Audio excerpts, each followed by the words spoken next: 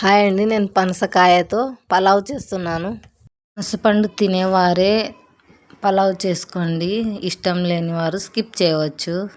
పనస పండు కాకుండా పనసకాయ తీసుకోవాలి. దీనికి ముందుగా చేతికి నూనె రాసుకోవాలి, తర్వాత కోసుకోవాలి నెమ్మదిగా.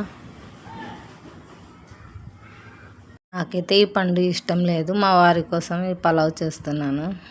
మా వారికి చాలా ఇష్టం ఈ పండు అంటే. ఈ కాయ బంక బంక అంటుకుంటుంటుంది, నూనె రాసుకొని కోయాలి. కొద్దిగా జారుతుంటుంది, నెమ్మదిగా కోసుకోవాలి పై పొట్టు.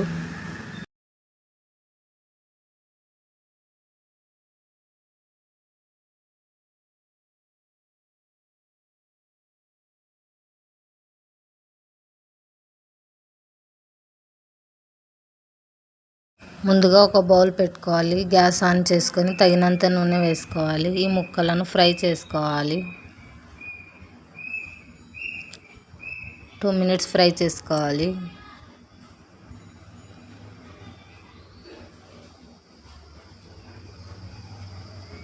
ఈ ఫ్రై అయ్యాయి, ప్లేట్లోకి తీసుకోవాలి. ఇదే బౌల్లో 2 బిర్యానీ ఆకులు, 4 లవంగాలు, ఒక దాల్చిన చెక్క, కొన్ని ఉల్లిపాయలు, 1/2 టీ స్పూన్ ఉప్పు వేసుకోవాలి. ఇవి గోల్డెన్ కలర్ ఫ్రై చేసుకోవాలి. ఈ ఫ్రై అయ్యాక 2 టేబుల్ స్పూన్ల అల్లం వెల్లుల్లి పేస్ట్ వేయాలి. అల్లం వెల్లుల్లి ఆనియన్ 2 కలిసి గోల్డ్ కలర్ రావాలి. గోల్డ్ కలర్ అయ్యాయి, బిర్యానీ మసాలా వేసుకుందాం. దీన్ని కూడా 30 seconds బాగా ఫ్రై చేద్దాం. 4 పచ్చిమిర్చి వేసుకోవాలి. 2 టమాటాలు కట్ చేసుకొని వేసుకోవాలి. ఇవి కూడా 30 seconds బాగా వేగాలి. అడుగంటకుండా బాగా అన్నిటిలను కలుపుకోవాలి.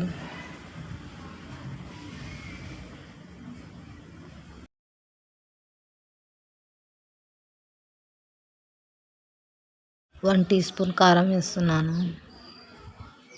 వీటిని కూడా బాగా కలుపుకోవాలి.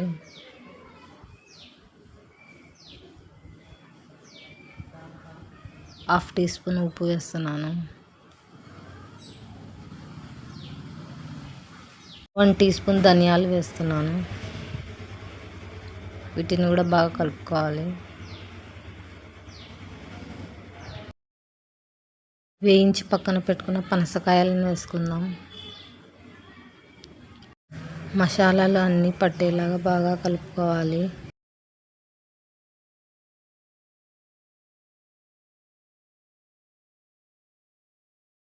ఒక చిన్న కప్పు పెరుగు వేసుకుంటున్నాను. కొద్దిగా కొత్తిమీర వేస్తున్నాను.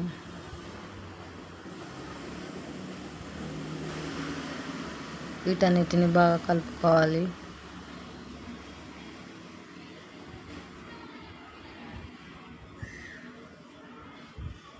పెద్ద కప్పుకి 2 కప్పుల వాటర్ వేసుకోవాలి.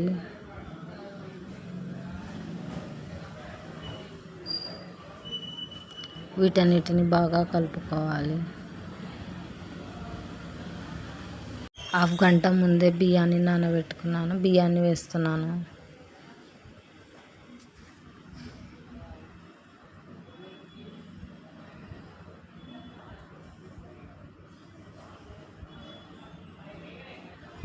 వీటిని కూడా బాగా కలుపుకోవాలి. 3 minutes మూత పెట్టాలి. మూత పెట్టిన తర్వాత తీసిన తర్వాత కొద్దిగా లెమన్ జ్యూస్ వేయాలి, 2 నిమ్మకాయలవి. తర్వాత కొద్దిగా కొత్తిమీర వేసుకుంటున్నాను.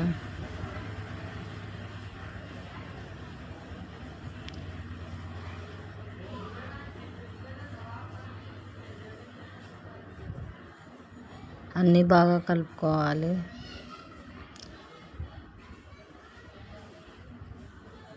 మంటను మీడియం ఫ్లేమ్లో పెట్టుకొని 2 minutes దమ్ ఇవ్వాలి.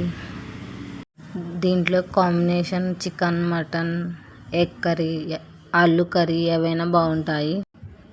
సర్వ్ చేసుకొని తినేయడమే. అయిపోయింది. బాయ్.